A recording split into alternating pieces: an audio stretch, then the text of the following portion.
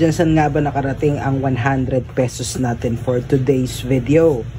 So, tayo po ay nakabili ng pangginataang gulay. Hindi nga lang kumpleto ang ating gulay. So, meron lamang po siyang kalabasa, talong at malunggay. So, ang sasahog po natin ay ang ating mahiwagang dilis, bawang, sibuyas, luya at ang ating mahiwagang gata. Let's get starting. Alright, so shout out. Syempre, sindi na po natin ang ating mahiwagang kalan. So, pagka sindi po niyan, painitin lamang po natin siya ng bahagya. So, we can sasangag natin saglit yan. Pero sasama na po natin yan sa gisa. So, unahin po natin ang ating dilis. Mabilis lamang po kasi yan maluto. Kaya pwede na po yan bahagya lamang mga kaibigan, mga kapatid. Yan ang magiging sikreto ng ating ginataang gulay. Shout out po dyan sa lahat. At luto na po siya ng bahagya. Itabi lamang po natin siya sa gilid-gilid. Huwag lamang po sa gilid-gilid ng ibang bahay, ng kapitbahay ng asawa natin dyan. So ayun na nga po. Luya. Ang ating gintong sibuyas ngayon na naman nagmamahalan na naman ng ating mga sangkap.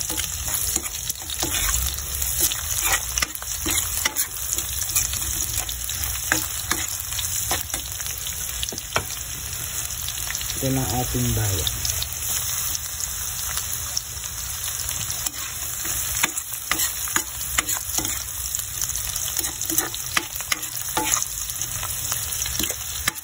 So, gisahin po natin ng medyo bahagya hanggang maluto ang ating bawang sibuyas.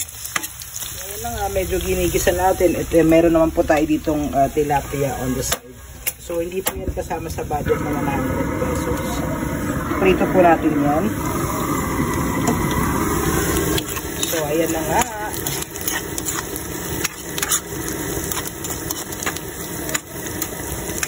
O, diba? Painitin natin ng mantika, balikan. Ayan na nga, at medyo nagisa-gisa na po ating bawang, luya, sibuyas. So, we can add ang ating unang gulay, ang ating kalabasa.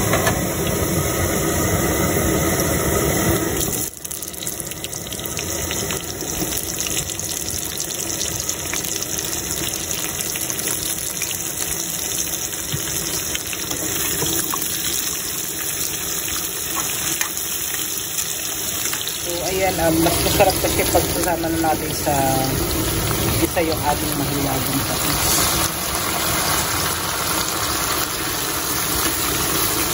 Wala po tayong alamang dito. Patis lamang po ang ating gagamitin rin. Kasi meron na po siyang dilis. Para mabilis na mas lumambot ang ating kalabasa, lagyan po natin siya ng bahagyang sabaw.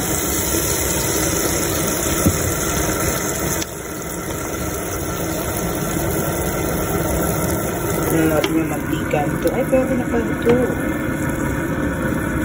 Mainit na siya. So, atin na pong ang ating dagdag na Ito pa halaga 50 pesos. So, matotal ito pong pagkain natin. Ito ang halaga lamang po ng 150 pesos. Ay, marami na pong magiging masaya at magiging. Kapag siya'y pinapakuluan natin, ay ilagay na po natin siya ng bahagyang, alam niyo na, granules. Bahagya lamang po. Kasi pag sobra-sobra, ito po ang ating isda sa kabila.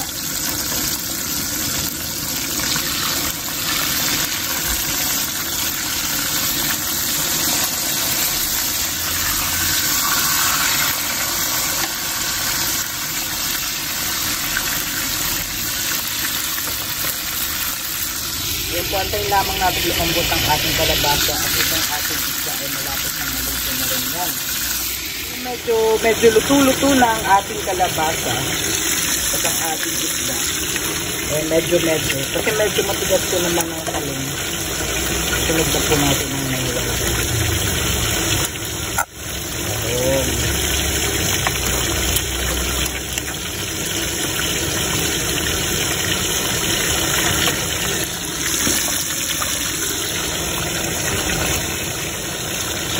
na. So habang niluluto niya yung gulay, silip-silipin niyo po yung inyong isda. Baka buhay pa.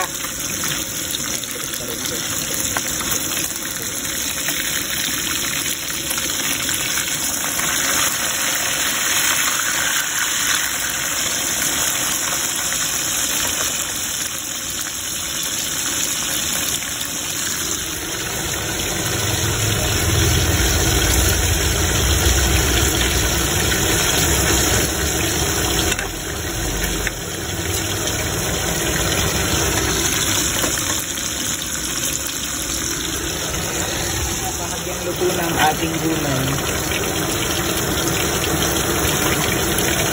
Ito pang ating isda, isang baliktad pa para tuwak yung pagkaluto.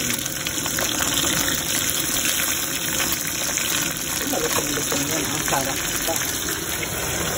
So we can add na po yung fresh gata.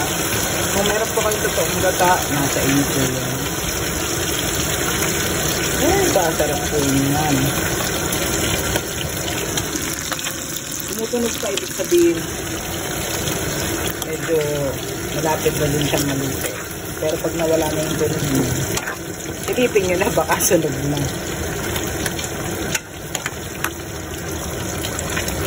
Mga kapsat, mga kaday, mga kainday, mga kapatid, mga kapitbahay. So ito po ay pangalawang batch na po ng ating pinrito at yan na nga po, siyempre mas masarap yan, lagyan po natin ng malunggay para mas mahaba ang ating buhay. Sabi nga. Ako, napakasustansya po nito from A to Z. Sabi nga nila, daig pang vitamins mo at kumain kayo ng gulay. Di pa maraming nabibili dyan ng mga tinitimpla, kinakape, ginagawang siya. Ay naku, bakit di nyo kainin yung mismong totoong gulay para, alam nyo na, mas masustansya ang ating buhay. Oh, diba? Yan pa lamang po ay naku, napakasustansya na. Hindi na po tayo nagdagdag dyan pa ng sabaw. Kasi para mas manuot yung lasa ng gata natin, mga kaibigan.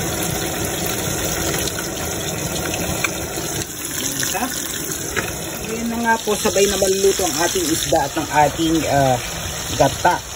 So meron po tayo ditong sili. Depende po sa inyo kung ano pong trip nyo sa gata nyo.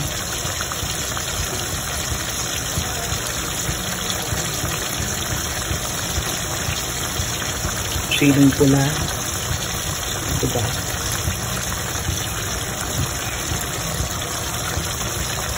Kung gusto nyo pa pong dagdagan, bahala ho kayo kung hanggang saan po ang kaya ng anghang nyo. Madali man po magdagdag ng anghang, kasi isipin po natin mga kakain natin mga bata sa paligid natin. So ayan na po.